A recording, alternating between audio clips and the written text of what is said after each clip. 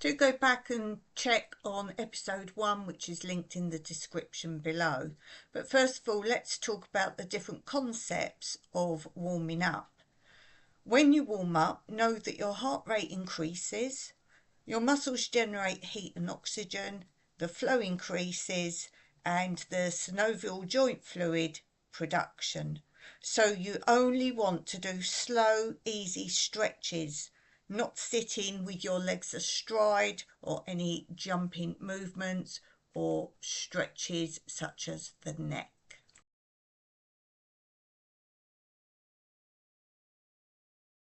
Effective warm-ups, you need dynamic strengthening. You want to stimulate the muscle, so that means light cardio and simple strength training for about 10 to 15 minutes. At the end, your cool down should be static stretches, holding for 20 to 30 seconds in about a 10 to 15 minute session, and focus on key muscle groups. Do know the difference between high impact and low impact aerobics, and what sort of moves you should be doing for warm-ups and cool downs that are not on the floor or the mat. So you need to know the difference between stretching, posture, and of course wearing the right thing, not being trendy, and gradually build up your exercise and your amount. Little and often, not in one long session. And how do you know if you're doing the right amount of strenuous exercises? Well, you should be able to talk medium. So that means need to take a breath every 3 syllables. Your exercises should build up to fairly hard in order to work yourself and see a big improvement in time. Never keep repeating the same exercise routine every session. As we talked about in the last video in more detail, bad moves. No head or neck exercises, no pulling your head or neck, no dropping your neck forwards or backwards or full circles of your neck. Your chin should never be on your chest in any exercise. Your knees, you should never do lunges, drops onto your knees, drags on your knees, or any exercise where your weight is borne on your knees. If you do any bad chin chest sit-ups, you need a tennis ball space between your chin and chest, as your chin on your chest damages your cervical vertebrae. When you do sit-ups or curls, neck support should not be with your hands. You should not pull or be touched. No abdominal exercises with straight legs. Do not use your bottom to help you sit up, or you're not using your abs. Remember, your neck is an extension of your spine. Your skull can weigh up to 12 pounds. Weights, when using these, you need to rest between repetitions. Check the equipment is right for you. You should always be trained when using any weights and watched when you are first using them to check your posture is correct, or you could be doing more damage.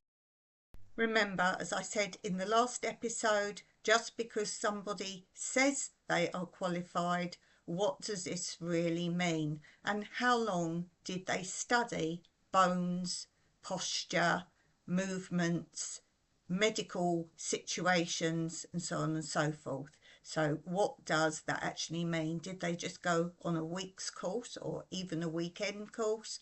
Or are they just repeating something they've seen, maybe by someone not qualified, and showing you that on, say, a social media video for you to copy? All the pictures here are things I do not endorse. There are different ways that you can damage your body. So go back to the beginning again and look at the pictures. Here you can see you certainly wouldn't use the equipment of a chair on wheels to do exercise on a chair. You would not be pulling your neck. You would not have your chin down to your chest. And you would certainly not be doing these sort of movements at all. It always concerns me when video DVDs or YouTube channels or so on and so forth are endorsed by a celebrity. This is normally the way to get you to follow their program, and normally to buy lots of books and other merchandise, especially equipment. Have a look at equipment that you can use around the house without the need to buy gym equipment. So yes, some of you might agree that in the past there were certain trends and fads such as Zumba, which is not for the beginner at all.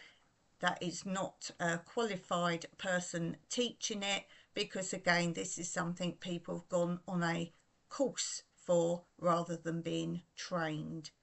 So although you may see these old books and videos, you'll think, yes, okay, some of these moves we shouldn't be doing today. But it's more than that. It is today where the most injuries are being caused, whether immediately or slowly over time. So as I say, do look at fads and see what works and what doesn't work, and see who is endorsing it, and if they're franchising out the idea to make themselves money. So more recent trends are obviously things like yoga, and again, things like this move you see here is very damaging for you. So there are a lot of camps that you can do, or retreats, but do check qualifications. Things like boot camps can be very damaging as well, because they're pressurizing you to keep up with everybody else. Therefore, you're going to be pushing yourself to do more than you're actually capable of, particularly if it's something like your business has sent you on a team retreat or team building, and this is the most damaging of all. So just go and look at the person teaching these things before you join up. As I say, anything on your knees, particularly bearing weights, is one of the most dangerous things you can do. Let me know in the comments your experience, and if you're qualified, tell me your qualifications below and how long it took you to qualify and who endorsed it.